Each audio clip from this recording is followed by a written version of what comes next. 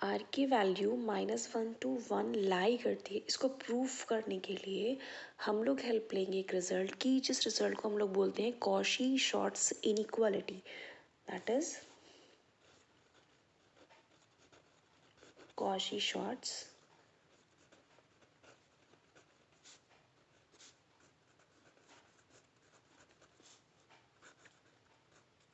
Inequality. Cauchy Schwarz inequality हमारी ये कहती है कि समीशन ऑफ AI BI का whole square less than equal to summation of AI square summation of BI square. ये कॉशी-शॉर्ट्स इनइक्वालिटी है, ठीक है। हम लोग इसका यूज़ करेंगे इसको प्रूफ करने के लिए। हम लोग इसको कुछ इक्वेशन A कह देते हैं अभी। यहाँ पर ये जो A और B है ये आपके रियल नंबर्स होंगे। Here A and B are any real number,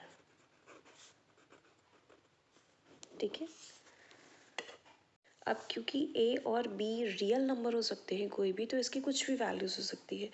तो सपोज AI और BI, क्योंकि यहाँ पर वेरिएबल्स की बात करेंगे, A और B रियल नंबर है तो A और B कोई भी रियल नंबर्स ले सकते हैं, कोई वैल्यू ले सकते हैं। तो यहाँ पे हम पुट कर देते हैं AI की जगह XI minus x bar and BI की जगह हम लोग यहाँ पर पुट कर देते हैं YI माइनस वाई बार, ठीक है। ये रिजल्ट जो है किसी भी रियल नंबर के लिए हमारा सही है। तो इसमें यहाँ पर AI और BI के प्लेस पर हम लोग XI माइनस एक्स बार और YI माइनस वाई बार पुट कर देंगे। तब देखते हैं कि हमारी इक्वेशन क्या बन जाएगी।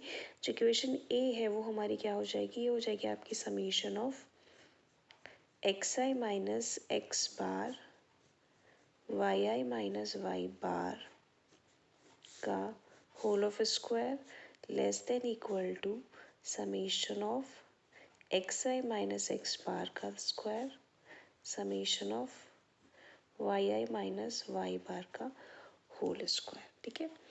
तो यहाँ पर एक सेकेंड, अब इस पूरी इक्वेशन को, ये जितनी जो इनइक्वालिटी हमारी बनकर आई है, इसको हम लोग n स्क्वायर से डिवाइड कर देते हैं। इसका हम लोग कुछ नाम रख देते हैं, इसको हम लोग बोल दे रहे हैं equation B।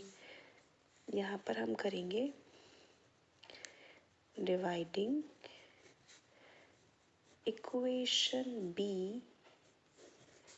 By n square. दोनों साइड इसको n स्क्वायर से डिवाइड करते हैं, तभी इक्वेशन क्या बन जाएगी आपकी, ये हो जाएगा 1/n square summation XI minus x bar YI minus y bar का whole of square less than is equal to, this is 1/n square summation XI minus x bar का whole square summation of YI minus y bar का whole of square. इसको हम लिख सकते हैं, ये n square हम अंदर ले जाते हैं क्योंकि ये होल स्क्वायर है, तो n स्क्वायर अंदर जाके सिर्फ n रह जाएगा। ये आपका हो जाएगा 1/n summation XI minus x bar YI minus y bar का whole of square less than equal to, यहाँ पर ये जो 1/n स्क्वायर है इसको हम दो पार्ट्स में लिख दे रहे हैं। एक n आपका XI माइनस एक्स बार के साथ आ जाएगा, दूसरा n आपका यहाँ पर आ जाएगा। इसको हम लिख रहे हैं 1/n summation XI minus x bar, ये स्मॉल x ही है, 1/n summation YI minus y bar का होल स्क्वायर। तो अगर आप लोग इसको ध्यान से देखें तो ये जो टर्म है, ये होल स्क्वायर के अंदर वाला, ये बन रहा है आपका कोवेरियंस ऑफ एक्स वाई का एक्सप्रेशन। ये जो इतना टर्म है ये बनकर आ रहा है वेरियंस ऑफ एक्स का एक्सप्रेशन, एंड ये वाला टर्म आपका बन रहा है वेरियंस ऑफ वाई का एक्सप्रेशन। तो यहाँ पर इसके प्लेस पर हम लिख देते हैं covariance of x y less than is equal to variance of x into variance of y. Clear, ये फॉर्मूला होता है वेरियंस ऑफ एक्स का, ये फॉर्मूला होता है वेरियंस ऑफ वाई का, एंड ये आपका फॉर्मूला होता है covariance of x and y. तो हमारे पास ये निकल कर आया covariance of x y less than is equal to variance of x and variance of y.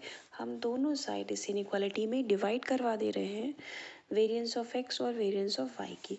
हम यहाँ पर इसको हम लोग कुछ इक्वेशन सी बोल दे रहे हैं, dividing equation C by variance of x variance of Y.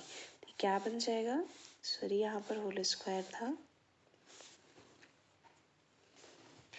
ये आपका बन जाएगा covariance of x y whole square divided by variance of x variance of y less than is equal to variance of x variance of y variance of x variance of y. ठीक है, ये term तो आपका one हो जाएगा, ये पूरा term बन जाएगा आपका r square, this is one. हम यहाँ पर ये जो टर्म है ये इतना, ये इसको अगर यहाँ पर स्क्वायर रूट और लग जाता तो उस सिचुएशन में ये फार्मूला बन जाता आर का, क्योंकि यहाँ स्क्वायर रूट नहीं है और यहाँ पर स्क्वायर है, तो ये ओवरऑल फार्मूला बनेगा आपका आर स्क्वायर का। तो इसकी जगह हम लिख रहे हैं r square less than is equal to one. हम यहाँ पर स्क्वायर रूट ले लेंगे, जब हम यहाँ पर स्क्वायर रूट लेंगे तो ये आपका बन जाएगा r less than is equal to square root of one या फिर r less than equal to plus minus one, और इसको हम लोग लिख सकते हैं सिंपली -1 टू +1। यहाँ से प्रूफ हो गया कि जो आर की लिमिट है वो -1 से +1 के बीच में रहेगी, मतलब आर की जो भी वैल्यू +1 या उसके नज़दीक की अगर कुछ भी आ जाती है तो इसका मतलब ये होगा कि ये जो दो वेरिएबल हैं आपके पास x और y, इन दोनों के बीच का जो एसोसिएशन है वो बहुत ज़्यादा स्ट्रॉन्ग होगा और सेम डायरेक्शन में ये दोनों वेरिएबल मूव कर रहे होंगे। मतलब जिस रेट से x को हम इंक्रीज़ करेंगे उसी रेट से y भी इंक्रीज़ कर रहा होगा, या फिर x जिस रेट से डिक्रीज़ कर रहा होगा लगभग उसी रेट से आपका y भी डिक्रीज़ कर रहा होगा। और अगर r की वैल्यू -1 या -1 के आसपास की आ रही तो इसका मीनिंग ये हो जाता है कि ये जो दो वेरिएबल है इनके बीच का कनेक्शन तो स्ट्रॉन्ग है, लेकिन ये दोनों एक दूसरे के इनवर्स डायरेक्शन में मूव कर रहे हैं। मतलब अगर x को इंक्रीज़ कर रहे होंगे तो y भी काफ़ी हाई रेट से डिक्रीज़ कर रहा होगा। ये x इंक्रीज़ करेगा तो y डिक्रीज़ करेगा, और x डिक्रीज़ करेगा तो y इंक्रीज़ करेगा। यहाँ पर r की वैल्यू -1 के नज़दीक होने का मतलब है एसोसिएशन नेगेटिव है, स्ट्रॉन्ग एसोसिएशन है बट नेगेटिव है। और r की वैल्यू +1 होने का मतलब ये हो जाएगा कि एसोसिएशन तो बहुत स्ट्रॉन्ग है और वो भी सेम डायरेक्शन में है।